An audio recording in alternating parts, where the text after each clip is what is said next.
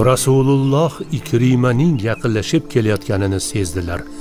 Sahobalarga qarab, huzuringizga Abu Jahlning o'g'li Ikrima omonlik berilgan holda kelmoqda.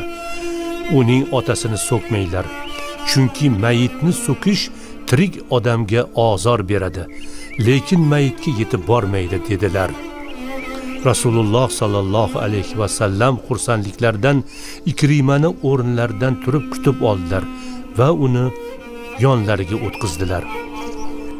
Ey Muhammad, Ummu Hakimaning aytishicha, siz menga omonlik beribsiz, shundaymi?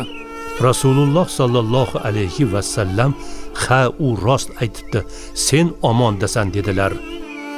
Nimaga da'vat qilasiz ey Muhammad? Rasululloh sallallohu alayhi va sallam unga Allohdan o'zga iloh yo'q va meni Allohning rasuli deb guvohlik berishingga, namozni qoyim qilishingga, zakotni berishingga va falon ishlarni qilishingga da'vat qilaman deb islom dinining bir qancha amallarini sanab o'tdilar. Alloh haqqi, siz faqat haqqa da'vat qilar ekansiz. Bularning barchasi juda ham go'zal ishlar. Allohga qasamki, islomga da'vat qilishingizdan oldin ham oramizda eng rostgo'y va eng yaxshi inson edingiz. Guvohlik beraman.